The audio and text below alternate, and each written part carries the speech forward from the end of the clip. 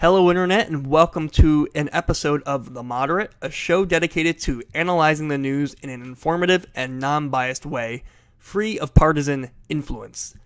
Today, we will be breaking down the Paris Agreement that President Donald Trump announced that the United States would be withdrawing from, joining only Nicaragua and Syria as the only nations at the United Nations Convention who decided not to be signatories to the Paris Agreement.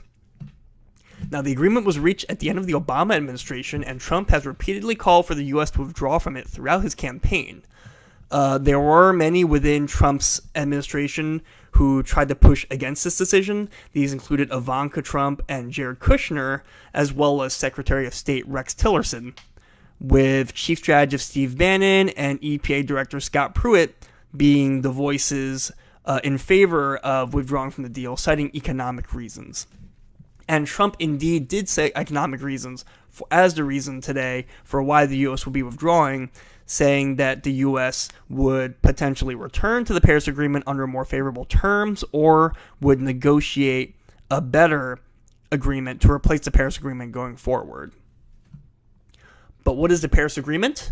To break it down into layman's terms, for those who may not be familiar with it, the Paris Agreement was an agreement reached between 141 nations with a goal of holding the increase in the global average temperature to well below 2 degrees Celsius. And the agreement was notable in that it was able to include the USA, China, and India as signatories, countries which the three of them have three of the most greenhouse gas emissions. The three of them account for about 42% of greenhouse gas emissions together. Well, so these are the brass tacks for what the Paris Agreement is, but there's a great deal of information that is not being reported, and both sides, both the left and the right, are sort of ignoring. One of the drawbacks of the Paris Agreement is that the 2 degrees Celsius goal is regarded by many experts and scientists as being far too low. And during the negotiation of the deal, there were many who were calling for a 1.5 degrees Celsius goal, and there ended up being a compromise of 2 degrees Celsius increase of a goal that the international community would be working towards, a goal that was viewed as more achievable. But because of this, the Paris Agreement, that the 2 degrees Celsius goal is often viewed as too meager, and President Barack Obama himself stated at the time when it was clear that the deal would pass, he stated that, quote-unquote, even if we meet every target, we will only get to part of where we need to go, end quote.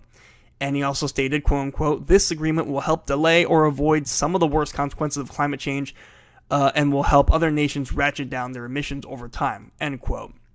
Meaning that this agreement was not meant to be a silver bullet by any means. It was mostly meant to be a beginning, but yet a very mild beginning.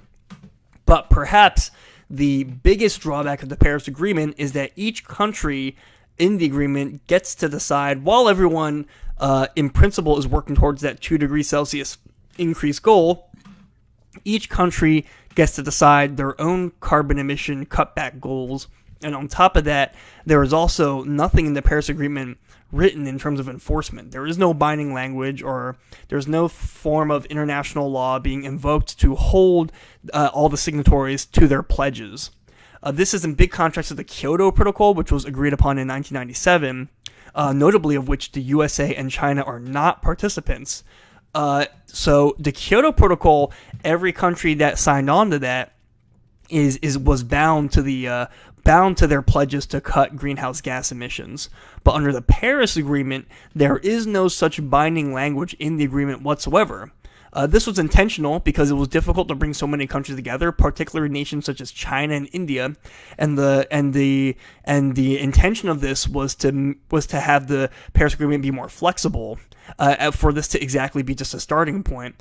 But because there's no enforcement, there are many who within the scientific community who kind of view it as a bit more or less an empty agreement, with James Hansen, a climate change expert and former NASA scientist, expressing his frustration, calling it quote-unquote a fraud and quote-unquote just worthless words.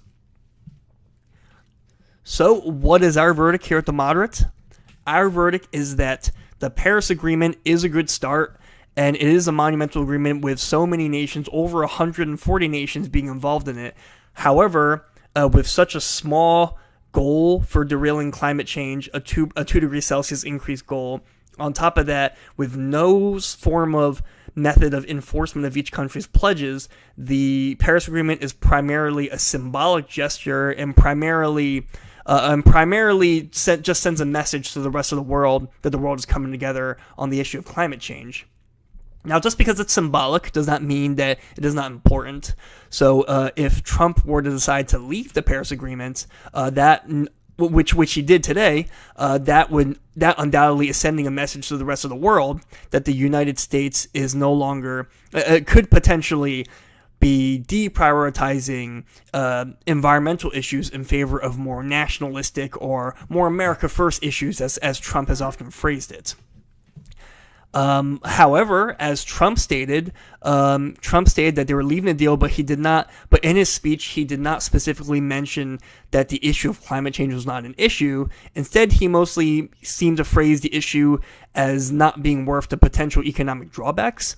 And he did leave the door open for the U.S. to return to the Paris Agreement in the future or to rework a future climate change deal. So with that being said, while Trump withdrawing the United States from the Paris Agreement could, in the short term, have bad effects, in the long term, this could potentially lay the framework for either the later Trump administration or a future administration to potentially lay the framework for a new climate change deal that could potentially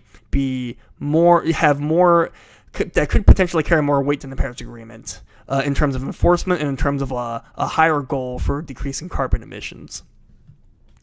So our conclusion is that while the United States withdrawing from the Paris Agreement is indeed a noteworthy development, the Paris Agreement, when push comes to shove, really was not really intended to do much. It really was mostly intended to send a message. So whether the United States or any nation were to remain in it or to leave the deal, it really would not have had a big impact overall from a scientific standpoint. Yet it will remain to be seen what the political and rhetoric effects of Trump leaving the deal will be. Now, this concludes an episode of The Moderate. Thanks for watching, and please hit subscribe for more nonpartisan analysis.